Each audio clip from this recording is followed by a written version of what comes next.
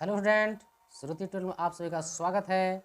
आज हम लोग पढ़ेंगे क्लास 10 एनसीईआरटी है ना, सब्जेक्ट साइंस, अध्याय 11। सब्जेक्ट क्या है भाई? तो है मानव नेत्र, है ना। क्या है बाबू लोग? देखिए, मानव नेत्र तथा रंग बिरंगा संसार।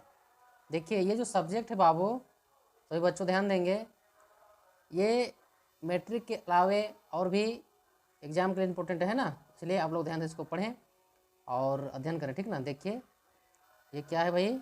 आइरिस है ना। ये आँख है, मानव नेत्र। तो मानव नेत्र तथा रंग बिरंगा संसार। मानव नेत्र क्या है भाई? मानव नेत्र यह एक अत्यंत मूल्यवान एवं सुग्राही यानी ज्ञान इंद्रिय है। यानी ये इंद्रिय का भाग है, इसी से हम सभी इंद्रियों को महसूस करते हैं, है ना। जैसे देखते हैं तो उसमें क्या महसूस होता है? देखने के बाद ही सभी प्रकार का महसूस आता है। यह हमें इस अद्भुत संसार तथा हमारे चारों ओर के रंगों को देखने योग्य बनाता है। यानी पर्यावरण के और इस वातावरण के जितने भी वस्तु हैं उसे हम आसानी से देखते हैं और अनुभव करते हैं, ठीक है। आँख नहीं होगा तो हमारे यानी कि व्यक्ति का अगर आँख ना हो तो उसका जीवन व्यर्थ है ना। इस संसार में आना ही व्यर्थ सा लगता है, ठीक है। तो देखिए, यह नेत्र गोलक में स्थित होता है। कहाँ होता है भाई? तो गोलक में होता है। नेत्र गोलक का व्यास लगभग 2.3 सेंटीमीटर होता है ना। फिर देखिए, मानव नेत्र के विभिन्न भाग एवं उनके कार्य, है ना। तो श्वेत मंडल, जिसको कार्निया भी बोलते हैं, यह नेत्र के अग्रभाग यानी आँख का जो आगे भाग पर एक पारदर्शी झिल्ली है, ठीक ना। नेत्र में प्रवेश करने वाली प्रकाश किरणों का अधिकांश अपवर्तन कार्निया के बाहरी पृष्ठ पर होता है ना। लेंस, यह एक उत्तल लेंस है जो प्रकाश को रेटिना पर अभिसारित यानी करता है। एक रेशेदार जहलीवर्त पदार्थ का बना होता है। अब देखते हैं उत्तल लेंस। उत्तल लेंस क्या है भाई? उत्तल दर्पण वो दर्पण होता है, पहले हम लोग दर्पण को जानेंगे। क्या होता है कि दूर की वस्तु क्या होता है, इसमें साफ साफ दिखाई देता है और सामने की वस्तु स्पष्ट रूप से नहीं दिखाई देता है। तो इस तरह से हम दर्पण का प्रयोग करते हैं, उसी तरह से लेंस में भी होता है, जो चश्मा, आँख में चश्मा का प्रयोग जो होता है, और आँख में भी यही संबंधित है, उससे भी है। यानी लेंस केवल विभिन्न दूरियों पर रखी वस्तुओं पर रेटिना क्या करता है भाई? तो फोकसित करता है। यानी करने के लिए आवश्यक फोकस दूरी में सूक्ष्म समायोजन करता है। फिर है परितारिका। कार्निया के पीछे एक गहरा पेशीय डायफ्राम होता है, जो पुतली के आकार का यानी पुतली के आकार को नियंत्रण करता है ना। पुतली जिसको बोलते हैं पुपिल, यानी पुतली आँख में प्रवेश करने वाले प्रकाश की एक मात्रा को नियंत्रित करती है।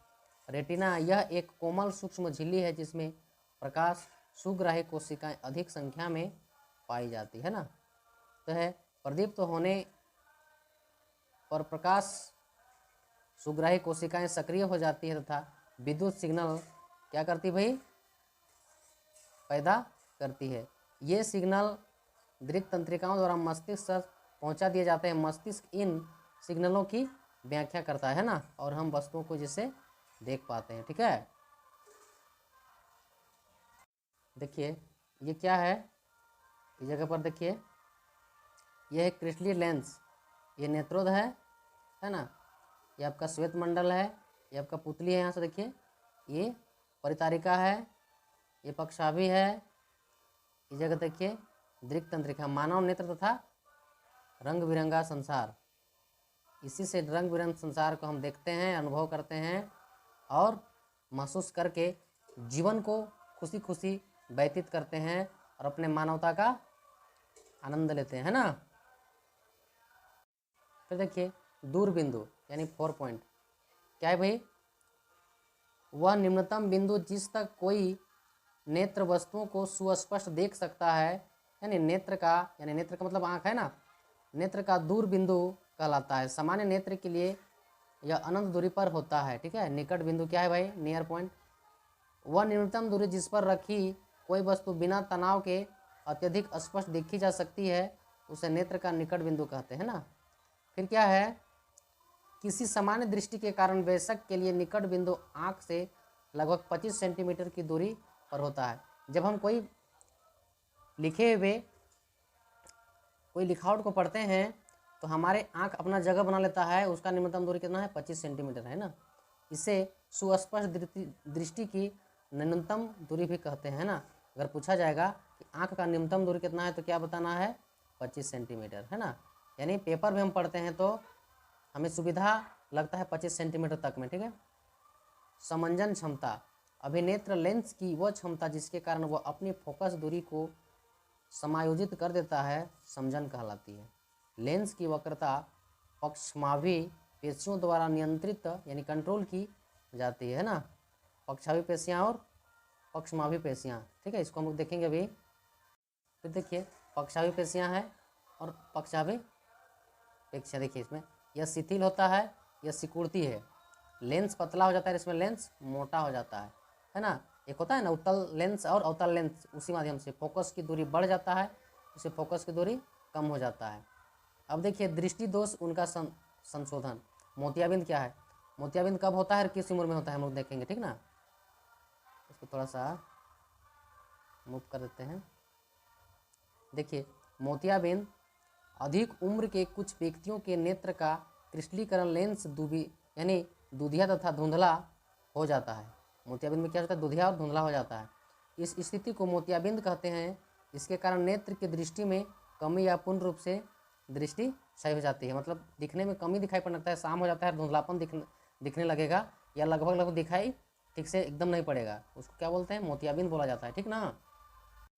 फिर देखिए मोतियाबिंद की शल्य चिकित्सा के बाद दृष्टि का वापस लौटना संभव होता है ना, यानी यह इलाज करने के बाद इसका दृष्टि क्या हो जाता है, संभव हो जाता है, ठीक ना। फिर देखिए दृष्टि दोष, इस दोष में व्यक्ति निकट रखी वस्तुओं को तो साफ साफ देख सकता है, परंतु दूर रखी वस्तुओं को स्पष्ट नहीं देख सकता। अभी बताया था ना निकट दृष्टि दोष और दीर्घ दृष्टि दोष में दर्पण के रूप में। फिर है ऐसे दोष युक्त व्यक्ति का दूर बिंदु अनंत पर न होकर नेत्र के पास आता है। फिर है दोष उत्पन्न होने वाला कारण क्या है भाई, तो देखिए अभिनेत्र लेंस की क्षमता का अत्यधिक होना, दूसरा में है नेत्र गोलक का लंबा होना, है ना। फिर देखिए निवारण इसका क्या है भाई, तो इस दोष को किसी उपयुक्त क्षमता के अवतल लेंस के उपयोग द्वारा संशोधित किया जा सकता है, ठीक ना। आप लोग को बार बार बोलते हैं कि इसको जितना हो सके सब्सक्राइब करिए, है ना, और अपने दोस्तों को फॉरवर्ड भी करिए, ताकि आप लोग जितना फॉरवर्ड करेंगे तो वीडियो को जल्दी जल्दी बनाएंगे ना। तो देखिए कहने का मतलब है यहाँ पर ये लेंस है ना, देखिए यहाँ पर लेंस के इन तक जाता है और फिर यह उसी रूप में लौटता है, इधर से जा रहा है, इधर से प्रतिबिंब बना रहा है। अब देखिए निकट दृष्टि दोष युक्त नेत्र का दूर बिंदु, देखिए यहाँ से आता है, यहाँ से, और वो जा करके यहीं पर आकर के बनाता है ना। फिर है देखिए बाबू लोग दीर्घ दृष्टि दोष, है ना, देख रहे हैं ना, दीर्घ दृष्टि दोष युक्त कोई व्यक्ति दूर की वस्तु को स्पष्ट देख सकता है, परंतु निकट को यानी सुस्पष्ट यानी ठीक से नहीं देख पाता। ऐसे दोष युक्त व्यक्ति का निकट बिंदु सामान्य बिंदु यानी 25 सेंटीमीटर दूरी से हट जाता है ना। दोष उत्पन्न होने का कारण क्या है भाई, तो दोष उत्पन्न होने का कारण है अभिनेत्र लेंस की फोकस दूरी का अत्यधिक हो जाना, यानी नेत्र गोलक का छोटा होना। इसका निवारण है कि इस दोष को उपयुक्त क्षमता के लेंस यानी उत्तल लेंस का इस्तेमाल करके संशोधित इसको किया जा सकता है, यानी ठीक किया जा सकता है, ठीक। फिर है जरा दूरदृष्टिता, आयु में वृद्धि होने के साथ साथ मानव नेत्र में समंजन क्षमता घट जाती है ना। अधिकांश व्यक्तियों का निकट बिंदु दूर हट जाता है, इस दोष को जरा दूरदृष्टिता कहते हैं ना। कारण क्या है भी, तो यह पक्षाभी पेशियों के धीरे धीरे दुर्बल होने तथा क्रिस्टलीय लेंस के लचीलेपन में कमी आने कारण होती है ना। निवारण इसका क्या है भाई, तो देखिए उत्तल लेंस का प्रयोग से क्या है कि कभी कभी किसी व्यक्ति के नेत्र में दोनों ही प्रकार के दोष निकट दृष्टि और दूर दृष्टि दोष होते हैं। देखिए कभी कभी क्या देखने को मिलता है कि व्यक्ति को सामने व्यक्ति क्या है, कभी कभी सामने वाला वस्तु को भी साफ साफ नहीं देख पाता है और दूर वाला को भी नहीं देख पाता है। तो वैसे बीमारी क्या होता है, वो दोनों तरह से होता है, यानी उत्तल और अवतल। ऐसे व्यक्तियों के लिए प्रायः द्विफोक्सी लेंसों की आवश्यकता होती है। ऊपरी भाग अवतल लेंस और निचली भाग उत्तल लेंस का होता है, ठीक ना। तो आप लोग इसको थोड़ा सा ध्यान दीजिए। फिर है दोनों नेत्रों का सिर पर सामने की ओर स्थित होने का लाभ, यानी इसमें हमें त्रिविम चाक्षुषी यानी 3 डिमेंशन वर्जन का लाभ मिलता है ना, विजन विजन का लाभ मिलता है। इसमें हमारा दृष्टि क्षेत्र विस्तृत हो जाता है, इससे हम धुंधली चीज़ों को भी देख पाते हैं। इसीलिए अधिक उम्र गुजर जाने के बाद मोतियाबिंद का होना एक स्वाभाविक सा बन जाता है ना। तो ये चैप्टर समाप्त हो जाता है। आप लोग ध्यान दीजिए और अगला वीडियो फिर आप लोग को बीच में लाएंगे।